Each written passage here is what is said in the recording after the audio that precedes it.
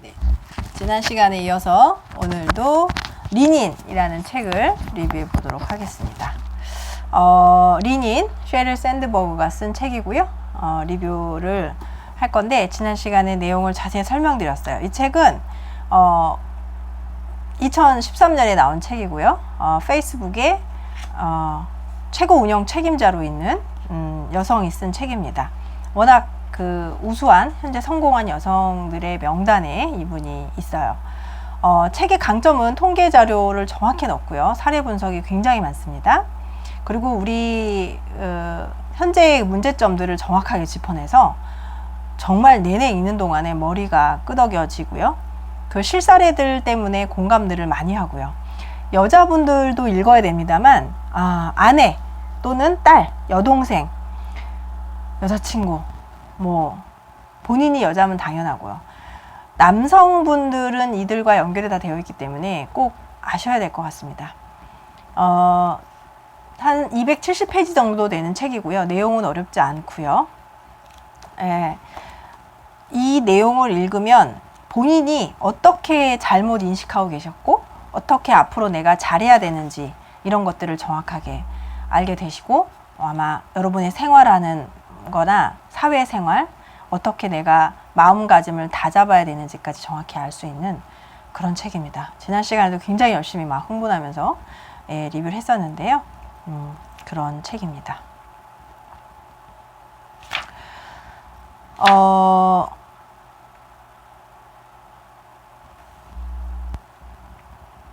페이스북에서 일하면서 나는 팀원들과 함께 사업을 가장 잘 성장시킬 수 있는 방법을 모색했다.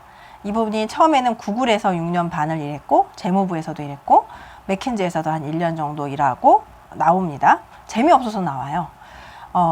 그런데 이제 지금 현재 페이스북에 있어요. 구글에 스타트할 때 있었고요. 페이스북 스타트할 때 있었던 사람입니다. 굉장히 공격적으로 회사를 옮기면서 새로이 많은 걸 구축해 나갔던 그런 분이에요. 본인 스스로도 이런 거에 대한 거를 몰랐는데 느끼고 본인도 굉장히 잘못 인식하고 있다라는 거를 오픈하게 되는 거죠. 오픈하면 사람들한테 알려야 되겠다라고 생각을 확신이 쓴 상태가 아닌데도 테드를 강연을 해요. 그러면서 그 테드 강연에서 반응이 오죠. 많은 사람들이 자신감을 가지면서 이런 세계적인 피드백을 받으면서 옳다라고 판단이 되면서 이 책을 쓰게 됩니다. 팀원들이 자기 의견을 강력하게 내세우면서 토론의 열기는 점점 뜨거워졌고 우리는 합의점을 찾지 못해 한 주를 보냈다. 하지만 협상팀의 리더인 댄 로즈가 주말 내내 시장 자료를 수집한 덕택에 우리는 자료를 분석하면서 토론의 방향을 다시 잡을 수 있었다. 댄의 노력으로 팀원들 간의 대화가 물꼬가 트였던 것이다. 그래서 나는 주도적으로 일할 때 다른 보상으로 댄에게 제품 마케팅 업무를 맡겼다. 상사가 업무를 맡길 때까지 기다리기만 하는 사람에게는 리더의 자질을 찾기 힘들다. 일을 할 때 뭔가 일이 풀리지 않는 거죠. 자기 의견을 강력하게 내세우면서 합의점은 나오지 않는 거죠. 그랬을 때 뭔가 엑스트라로 더 필요한 자료를 준비했고 그걸 가지고 이 힘든 토론이 물꼬가 터진 거죠. 그러니까 주도적으로 일하는 거예요. 여성들이 이런 거를 찾기 힘들고 굉장히 수동적이라는 거죠. 그러니까 상사가 임무를 맡길 때는 그냥 가만히 기다리고 있거나 뭐가 내 앞에 떨어지겠지라고 생각하는 사람한테는 리더의 자리를 주기가 쉽지가 않다. 그래서 이분이 4,000명을 구글의 사람을 뽑으면서 그런 사례들을 말하고 있어요. 진짜 지난 시간 마지막에 놀란 말 했죠. 좋은 얘기를 해서 설득을 하고 가만히 있었을 때 쫓아가갖고 너 이 일을 한번 해볼래라고 말할 수 있는 상사는 여유로운 상사는 없다라는 거죠. 적극적으로 여러분이 나서야 됩니다. 나는 여성이 기회에 달려들지 못할 뿐만 아니라 기회를 대하는 남녀의 태도의 차이를 깨닫고 바로잡지 못한다는 사실에 새삼 놀랄 때가 많다. 이런 부분을 놀래요. 그리고 이런 부분을 정확히 짚어주고 있습니다. 물론 나도 예외는 아니다. 몇 년 전 페이스북 직원 수백 명을 대상으로 성 문제에 대한 강연을 하고 시간이 허락하는 한도까지 질문을 받았다. 그날 오후 늦게 사무실로 돌아와 젊은 직원이 나와 얘기를 하기 위해 기다리고 있었다. 그녀는 저는 오늘 중요한 교훈을 배웠어요 라고 말문을 열었다. 나는 강연을 듣고 감동을 받았다는 말을 하려는 것이리라 짐작하고 흐뭇해하며 무엇을 배웠는데요 라고 물었다. 뜻밖에도 그녀는 계속 손을 들고 있어야만 했다는 걸 배웠어요. 무슨 말이냐면요, 계속 자기는 손을 들고 있어야 한다는 걸 배웠대요. 나는 강연이 끝날 무렵 앞으로 질문을 몇 개만 더 받겠다고 말했다. 2개의 질문이 나왔고 그녀를 포함하여 다른 여성들이 손을 내렸다. 하지만 몇몇 남성이 계속 손을 들고 있었다. 자, 2개의 질문만 남았다라고 말했을 때 여러 명이 손을 들었다가 여성들만 손을 내리고 남성들은 계속 들고 있었어요. 여전히 손을 들고 있는 사람들이 있는 까닭에 나는 질문을 더 받았다. 결과적으로 그때까지 손을 내리지 않고 있던 남성들의 질문에만 답을 한 셈이다. 그녀의 말을 들으면서 벽돌로 머리를 맞는 듯한 느낌을 받았다. 성 문제에 관한 강연을 하면서도 정작 나 자신은 성 문제에 둔감했던 것이다. 더욱 평등한 세상을 이루기 위해서는 여성이 남성에 비해 손을 계속 들고 있지 않는다는 사실을 인정해야 한다. 기관과 개인이 여성의 이러한 성향을 파악하고 바로 잡아야 하며 더욱 많은 여성에게 계속 손을 들라고 격려하고 촉구하고 옹호해야 한다. 또한 여성은 손을 내리면 좋은 의도를 지닌 관리자조차 자신의 뜻을 알아차릴 수가 없다는 것을 알고 계속 손을 들고 있는 법을 배워야 한다. 그러니까 지금 외부적인 상황도 지적을 하고 있고요. 여성인 자체도 여자들도 계속 손을 들을 수 있는 어떤 이런 의지를 가져야 된다라고 말해주고 있습니다. 세계은행의 수석 경제학자인 레리 서머스비트에서 일하기 시작했을 당시에 그는 세금 문제 전문 변호사인 비키와 결혼했다. 레리는 아내가 경력을 쌓도록 적극적으로 지지하면서 아내에게 남성처럼 수임료를 청구하라라고 부추겼대요. 남성은 자신이 업무에 대해 생각했다면 비록 샤워하는 시간이라도 수임료를 청구할 수 있다고 믿는데요. 제가 지난 시간에 말했죠. 남동생은 당당하게 요구하는 거고 당당하다는 거죠, 남자들은. 하지만 그의 아내와 여성 동료들은 스스로 최선을 다해 업무를 수행했는지 판단하고 고객에게 공정하게 해야 한다는 생각에서 자신이 일한 시간을 줄여서 수임료를 청구했대요. 그렇다면 회사에서는 어떤 변호사가 소중할까요? 남자 변호사를 더 쓸까요? 여자 변호사를 더 쓸까요? 남자겠죠. 레리는 자신이 말하려는 요점을 강조하기 위해 유명한 하버드 대학 법학대학원 교수의 이야기를 들려주었다. 판사가 그 교수에게 청구서를 항목별로 적으라고 지시했대요. 교수는 뭐라고 했을까요? 여러분, 판사가 시켰어요. 그럼 여러분 하시겠어요? 안 하시겠어요? 교수가요, 2가지 일을 한 번에 생각할 때가 너무 많아가지고 그렇게 할 수는 없다고 대답했대요. 이런 당당함이 필요합니다. 자신감을 느끼는 경지에 도달하려면 나 역시 아직도 멀었다. 본인 얘기를 합니다. 2011년에 8월 포버스는 세계에서 가장 영향력 있는 여성 100인을 선정했다. 나는 그 명단이 과학적 공식에 따라 선출된 것이 아니며 독자들이 한 사람씩 클릭하다 보면 접속 페이지 수가 많아지므로 잡지사가 이런 특집 기사를 좋아한다는 사실쯤을 알고 있다. 그런데도 독일 총리 앙겔라 메르켈, 전직 국무장관 힐러리 클린턴, 브라질 대통령 지우마 호세프, 펩시코의 CEO 인드라 누이에 이어 내가 5위에 올랐다는 소식을 듣고 충격을 받았다. 포버스에서, 네, 잡지사에서. 아니, 오싹했다. 이렇게 5인 안에 두면 여러분 기분 어떠실 것 같으세요? 영향을 준 여성 5인. 엄청날 것 같아요. 이때 살짝 저는 상상했었어요. 아, 나도 이럴 수 있을까? 이런 생각을. 예, 달콤한 생각을. 근데 나 당당히 받을 평가를 받은 거 이렇게 혹시 생각하실까요, 여러분? 괜히 이 샌드보 같은 경우는 그랬을 거라고 저는 생각했거든요. 근데 참 고맙게도 아니, 오싹했다라고 말하네요. 내 순위는 미국 대통령 부인 미셸 오바마와 인도 정치가 소냐 간디보다 앞섰다. 말이 되지 않았다. 어머니조차 또 내게 전화해서 얘야, 나도 내가 상당히 영향력이 있다는 생각은 했다. 하지만 미셸 오바마보다 영향력이 있는지는 모르겠구나. 친엄마조차 이렇게 말할 정도였대요. 세계에서 가장 영향력 있는 여성 5위에 올랐다는 소식을 들었을 때 나는 스스로 영향력이 있다고 느끼기는커녕 황당하다고 생각했고 낯이 뜨거웠다. 복도를 지나가다가 페이스북 동료들이 내게 축하 인사를 하면 나는 그 명단이 우스꽝스럽다라고 이렇게 우스꽝스러워요 라고 말했대요. 친구들이 페이스북에 링크를 걸어 놓자 나는 당장 지워달라고 했대요. 부탁을 했대요. 며칠이 지났을 때 오랫동안 나와 함께 일해온 비서가 카밀 하트가 나를 회의실로 부르더니 문을 닫았대요. 비서가 그것은 심각하게 논의할 것이 있다는 신호였다. 이런 분위기 아시나요? 막 가슴 쿵쾅거리는. 네. 카밀은 내가 포버스 기사와 관련된 문제를 적절하게 대응하지 못하고 있다고 얘기했다. 와, 아래 부하 직원이 상사한테 적절하게 대응하지 못하고 있다고 정확히 얘기를 하는 거죠. 너무 멋있지 않나요? 이런 거 좀 여러분 살면서 좀 더 연약해지고 더 자존감 떨어지기 전에, 더 늙기 전에, 죽기 전에 해보고 싶지 않나요? 제가 만약에 상사를 모신다면 이렇게 할 수 있을까? 저는 못할 것 같아요. 근데 아랫사람이 나한테 얘기해주면 진짜 고마워할 것 같은데 제가 윗사람한테 하기는 쉽지 않을 것 같아요. 진짜 아끼지 않고서는. 그러고는 기사 내용을 언급하는 사람들에게 그 순위가 제대로 정해지지 않은 것 같다며 깎아내리지 말아야 한다고 지적했다. 내가 내 불안을 밖으로 고스란히 드러내면서 불편한 심기를 많은 사람들에게 매일비쳤던 것이다.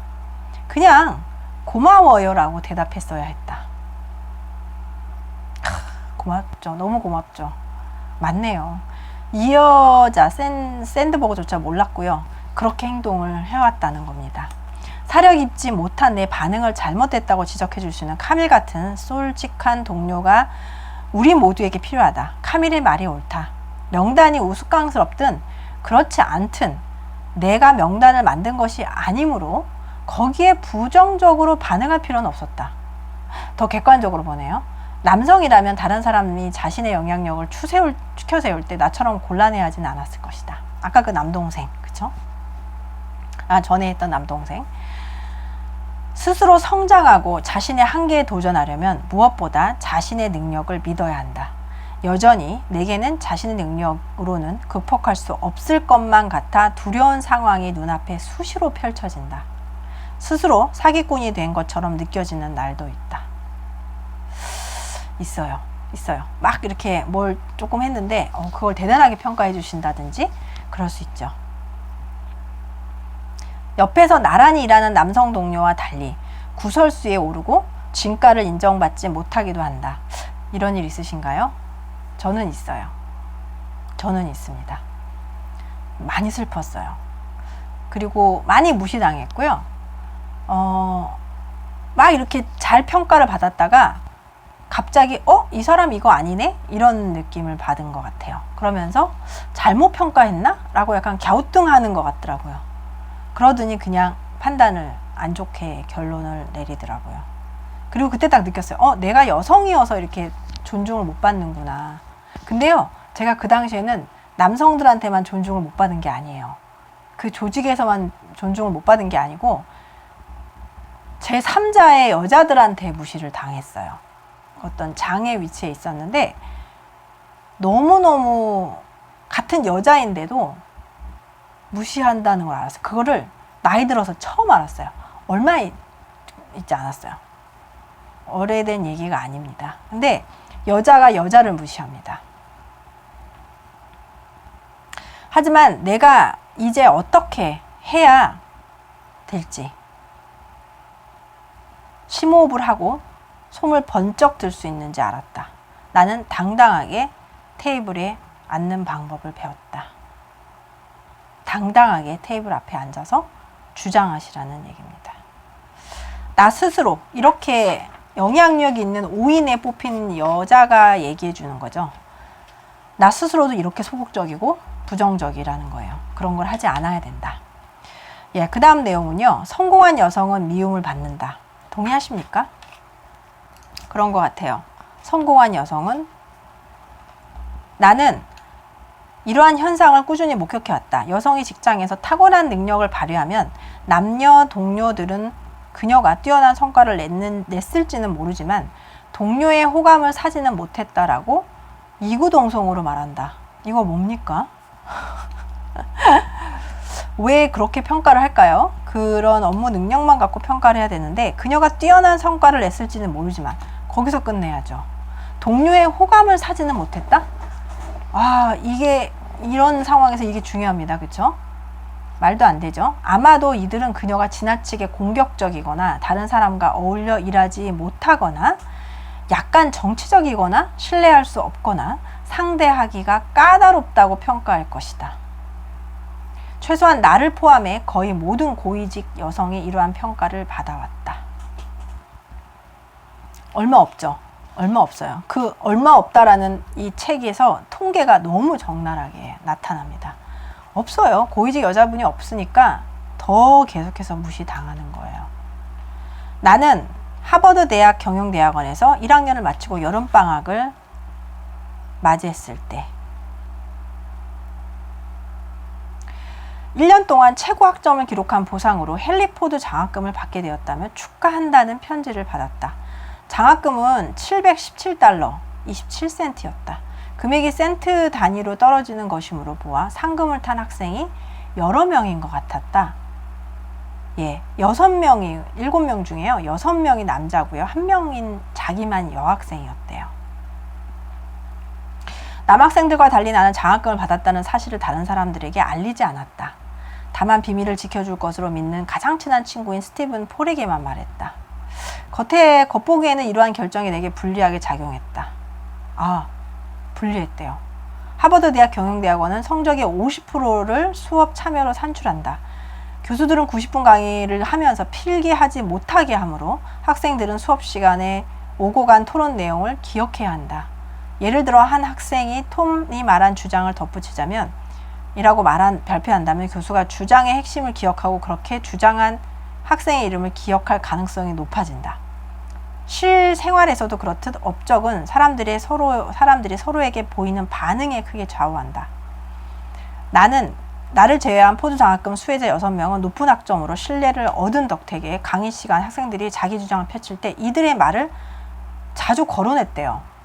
6명은 장학금 수혜자라는 걸 오픈했기 때문에 걔네들이 말을 하는 거는 자꾸 그들의 말을 더 거론을 많이 하는 거예요. 게다가 공식적인 기업 채용 시즌이 시작됐을 때 인류 기업에서 채용 제의가 들어왔대요.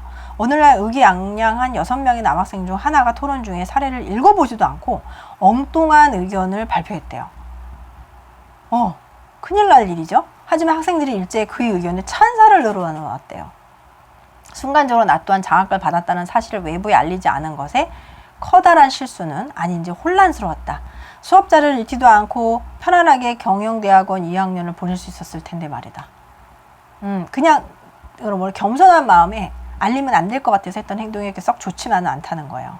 하지만 나는 장학금을 받았다는 사실을 다른 사람들에게 알리려는 시도를 해본 적이 없다. 내 성적이 알려지면 좋지 않을 것임을 본능적으로 알았기 때문이다. 그러니까 본인의 실수담이 굉장히 여기 많이 나오잖아요. 그러니까 이걸 알리면 나한테 되게 불리할 거라는 걸 느낀다는 거예요. 당시에 이런 나의 행동의 이유를 객관적으로 설명할 수는 없었지만 몇 년이 지나 그런 연구 사례가 있대요. 하이디와 하워드. 하이디는 물론 여자고 하워드는 남자겠죠. 그 연구 결과를 읽었을 때 그 이유를 정확히 알게 됐다. 반에서 수석을 하고 나서 남학생들은 학교 생활하기가 훨씬 수월졌을 테지만 여성인 경우에는 훨씬 고달팠을 것이다. 그러니까 똑똑해서 넌 똑똑한 여자야. 이런 게 여자들은 되려 멋있는 게 아니라 되려 모든 게 불편하다는 거죠. 그러니까 더욱 감추고 더 좋은 기회를 놓치고 있다는 거예요. 유능한 여성은 성품이 그다지 좋아 보이지 않는다. 여러분 어떠세요? 굉장히 똘똘한 엘리트 여성이 있어요. 어떨 것 같으세요? 다 좋을 것 같으세요? 그냥 유능한 여성은 성품이 그다지 좋아 보이지 않는다. 성품이 좋아 보이는 여성을 보면 사람들은 유능하기보다는 좋은 사람일 거라고 생각한대요. 성품이 좋아 보이는 사람은 유능하지 않아. 그냥 좋은 사람일 거라고 생각한대요. 웃기지 않나요? 누구나 유능한 동시에 성품이 좋은 사람을 고용하거나 승진시키고 싶어하는 까닭에 이러한 편견은 유능한 여성에게 커다란 걸림돌로 작용을 하죠. 고정관념에 따라 여성스럽게 행동하는 여성은 남성과 동일한 기회를 잡기가 어렵고, 사람들의 기대를 거부하고 남성과 동일하게 기회를 잡으려는 여성은 그럴 만한 자격이 없는 이기적인 인물로 여겨진다. 지성을 갖추고 성공한 사람일지라도 반드시 인기가 있는 게 아니라는 사실은 내가 고등학생 시절 이후 조금도 바뀌지 않았다. 30년간 이 샌드버그가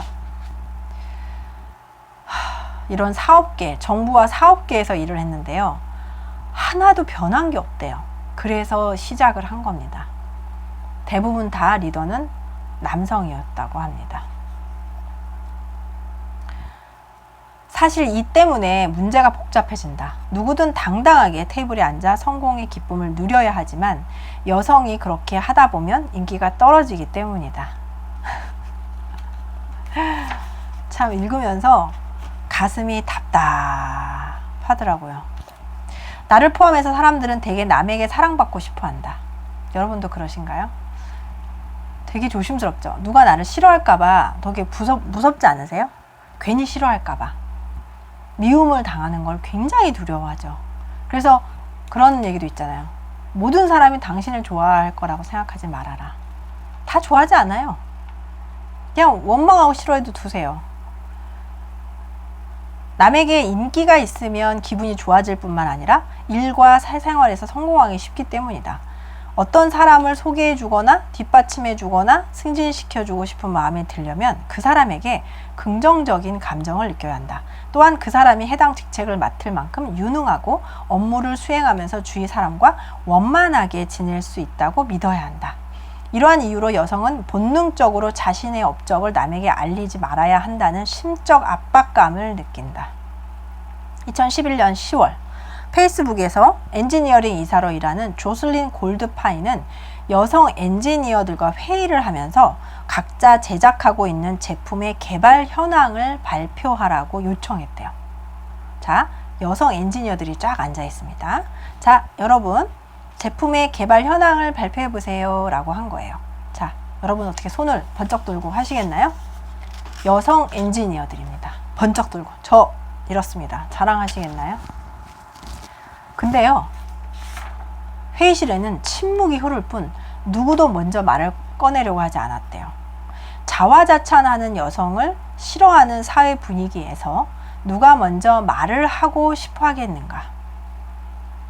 아까 그 남성의 사례들 굉장히 자기를 자랑하고 나 이렇게 해주세요. 그래서 이렇게 말하는데 여자들은 안 그렇다는 거죠. 그래서 조슬리는 발표 방법을 바꿨대. 아무도 말 안 하니까. 자신이 개발하고 있는 제품이 아니라 서로의 제품에 대해, 자기 거 말하지 마. 말하지 말고 서로의 제품에 대해 이야기하라고 했대요. 그러자 여성 엔지니어들은 한결 마음을 놓으면서 토론에 적극적으로 참여했습니다.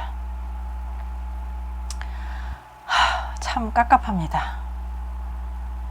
이런 의식을, 이 현상을 이렇게 깨려고 시작한 자체가 참 고마웠고 대단한 것 같아요. 그래서 제가 이 동공부에서도 읽어드립니다. 이게 기초가 돼야 여러분이 지금부터 종잣돈을 모으고 어떤 재테크를 시작하거나 어떤 계약을 하거나 어떤 설득을 할 때 당당할 수 있을 것 같아요. 자신이 거둔 성공을 내세우는 것은 큰 성공을 불러오는 열쇠다. 그렇죠. 직장에서 승진하려면 다른 사람들에게 자신이 좋은 결과를 창출하는데 공헌하고 있다는 믿음을 줄 수 있어야 한다. 남성은 거만하게 굴지 않는 선에서 자신의 업적에 대한 공을 거침없이 주장한다. 이거 중요합니다. 거만하게 굴지 않는 선에서 거침없이 주장한대요. 하지만 여성의 경우에는 스스로 공을 세웠다고 주장하려면 대인관계나 직업에서 그만큼 대가를 지불해야 한다. 취업 면접 자리에서 자기에게 자질이 있다고 주장하거나 예전에 거둔 성공 사례를 언급하는 여성은 합격할 가능성이 낮아진다. 낮아진대요. 자, 이 페이지에 읽을 게 있습니다. 여성은 이러한 이중 속박을 헤쳐나가기가 만만치 않을 뿐더러 성편견 때문에 일을 더 많이 하면서도 그에 따른 보상을 받지 못한다.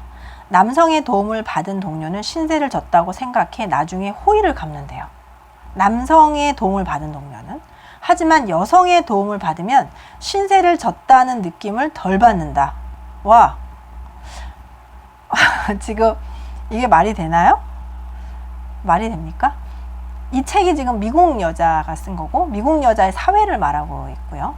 우리나라를 비추었을 때 미국이 훨씬 개방적이고 훨씬 여자들에 대한 대우가 좋을 것 같다고 생각했고 그 여자들조차 그런 개방적인 생각을 갖고 막 어필할 거라고 혹시 생각하진 않았나요? 저와 같이? 우리만 너무 덜 하고 있을 거라는 어떤 확신을 갖고 있진 않으셨나요? 저는 진짜 그랬거든요. 근데 이런 거는 말이 안 되는 것 같아요. 그런데 있을 수는 있을 것 같아요. 갑자기 내가 막 뭘 하는데 어려움이 있어. 저쪽에 어떤 회사의 남자가 나한테 도움을 줬어. 그러면 어때요? 갑자기 막 어때요? 고마워서 막 이렇게 하는데 여자가 도움을 줬을 때는 신세를 졌다는 느낌을 덜 받는, 이게 지금 미국에서도 이렇다는 겁니다. 굉장히 심각한 거죠. 여성은 원래 공동체 작업을 좋아하고 남을 돕고 싶어 한다고 생각하기 때문이다.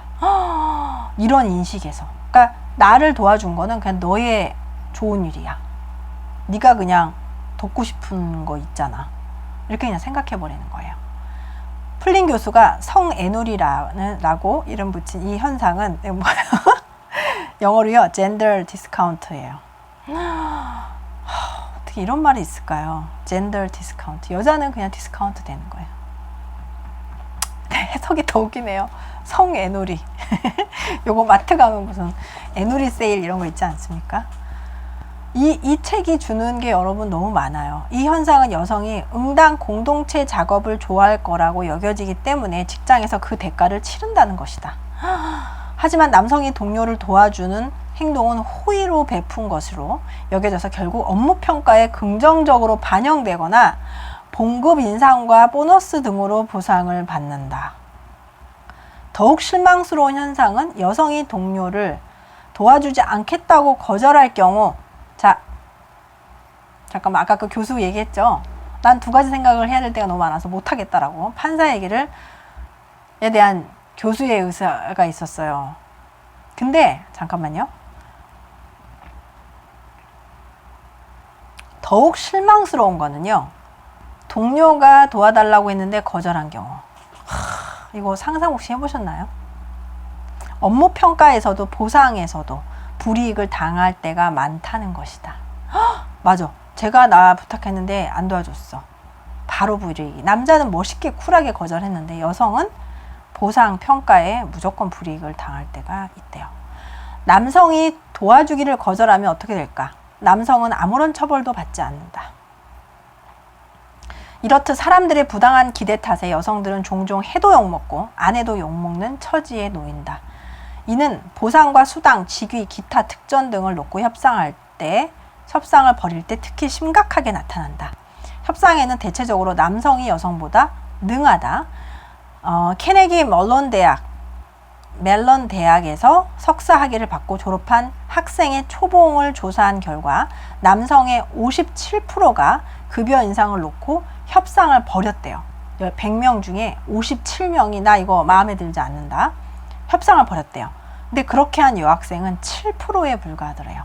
저 이 숫자 외웠으면 좋겠어요. 남성은 57%, 여성은 7%. 여러분이 이 7% 안에 혹시 끼나요? 저는 안 꼈어요. 부끄럽습니다. 할걸.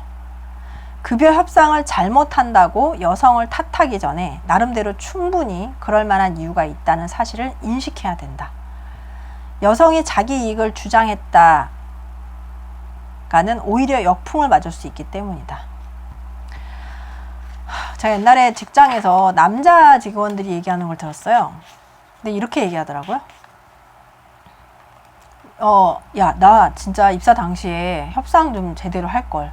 급여가 매년 너무 조금 올라가니까 살 수가 없다라고 말을 하는 거죠. 그러니까 여러분 혹시 처음 직장을 구하시거나 하시거나 할 때 아니면은 새로운 직장으로 이직할 때는 이런 얘기를 확실히 하세요. 그래서 저는 이 부분을 항상 옛날에 직원들한테 꼭 얘기를 해줘요. 어떻게 어필을 해야 되고 어떻게 요구를 해야 되고 그 다음에 결과는 보여주면 되는 거잖아요. 내가 열심히 했건 안 했건 이런 걸 다 떠나서 일단 적정한 급여를 연봉을 협상을 하시고 그거에 대해서 능력을 보여주시면 되는 거죠. 그렇죠? 페이스북에 들어오는 조건을 걸놓고 협상을 벌일 당시 설립자이자 CEO인 마크 저커버그는 내가 생각하기에도 정당한 조건을 제시했다.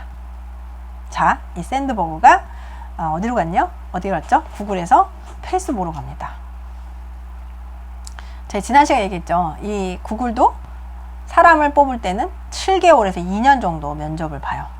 우리나라는 빨리빨리 문화라 그건 안 되죠. 당장 취직해서 빨리 한 달 뒤에 월급을 받아야 되는데 나는 이미 마음속으로 그가 제안하는 자리를 받아들일 준비가 되어 있었다. 우리는 한 달 반 넘는 시간 동안 일주일에 몇 번씩 저녁 식사를 하면서 페이스북의 사명과 미래에 대한 향한 마크의 꿈에 대해서 이야기를 했대요. 와, 여기도 진짜 면접처럼 식사를 한 달 반 동안 일주일에 몇 번씩 몇 번 만난 거예요. 아니 한 달 반이면 6주라고 하면 몇 번씩 2번이라고 해도 6이 12 12번을 저녁 식사를 하는 거죠. 대단하네. 친해지겠어요. 뭐 친구들도 그렇게 1년에 자주 못 만나잖아요. 나는 마음속으로 그냥 그 제안을 받을 준비가 돼 있었는데 아니 덥석 받아들이고 싶을 정도로 미칠 지경이었대요. 남편은 내게 협상을 벌이라고 끊임없이 말했지만 나는 자칫 거래를 망칠까봐 겁이 났대요. 여러분도 그러시죠? 저 이런 적 있어요. 강경한 태도를 취할 수는 있지만 그러다가 마크의 심기가 불편해져서 나와 일하고 싶어 하지 않을 수도 있었다. 남편이 저기 연봉 협상할 때 이렇게 하라고 하는 거예요. 근데 처음에는 너무 겁먹어서 그러다 깨지면 어떡해요 막 이랬는데 대화가 똑같아요. 어차피 마크의 제안을 받아들일 생각인데 조건을 놓고 강경하게 협상하는 것이 무슨 의미가 있겠는가. 나는 그럴 만한 가치가 없다는 결론을 내렸다.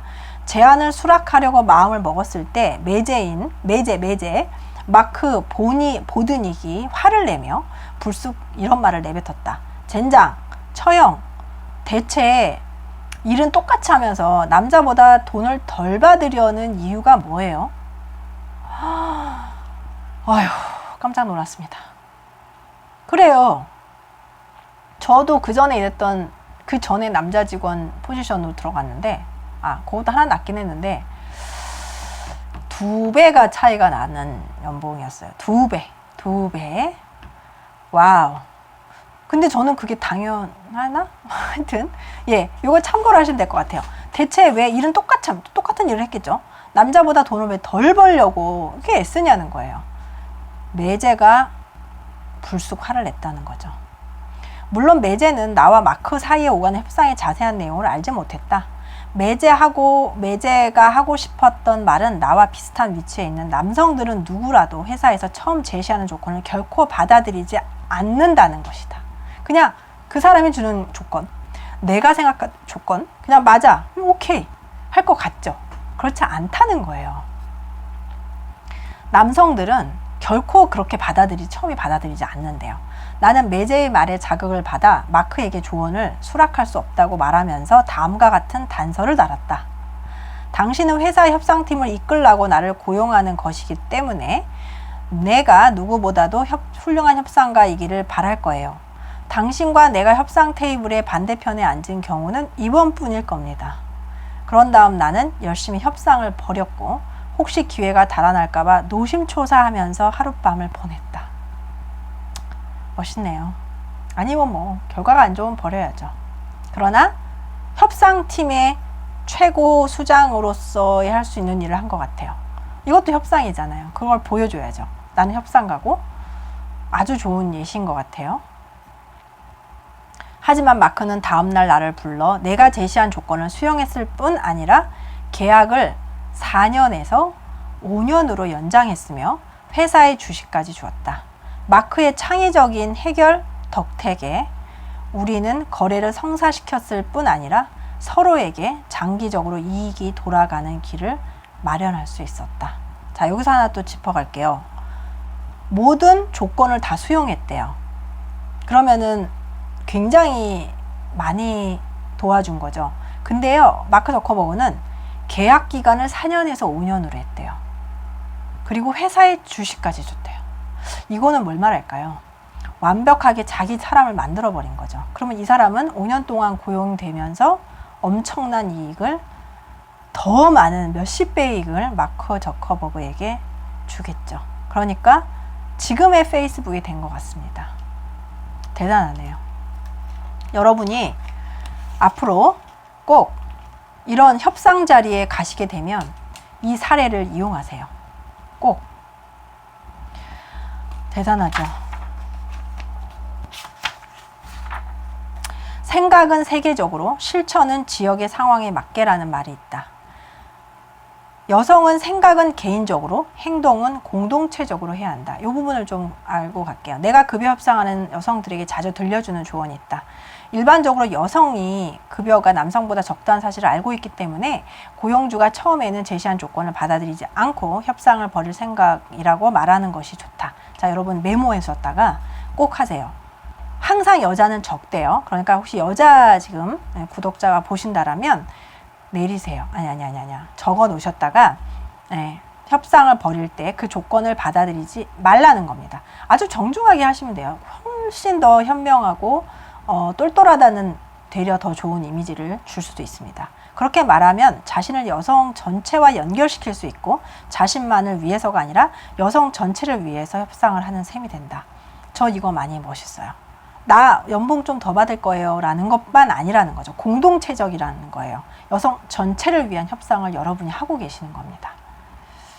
그 두 번째 테드에서 그 남자 이 샌드버그가 말하는데요. 여성의 월급을 적절하게 줘라라고 이렇게 말해 놓으니까 그 다른 CEO들하고 만났는데 다른 CEO들이 막 이렇게 힘든 소리를 한대요. 그 테드 강연을 보고 나서 연봉 협상을 너무 많이 하러 와가지고 자기네가 너무 돈을 많이 써야 된다는 거예요. 그래서 되게 불만스러운 말을 했대요, 자기한테. 근데 거기에 대해서 내가 난 쏘리 이런 말은 절대 하고 싶지 않다. 그래서 아무 말도 안 했다라고 당당하게 말합니다. 해낸 거죠.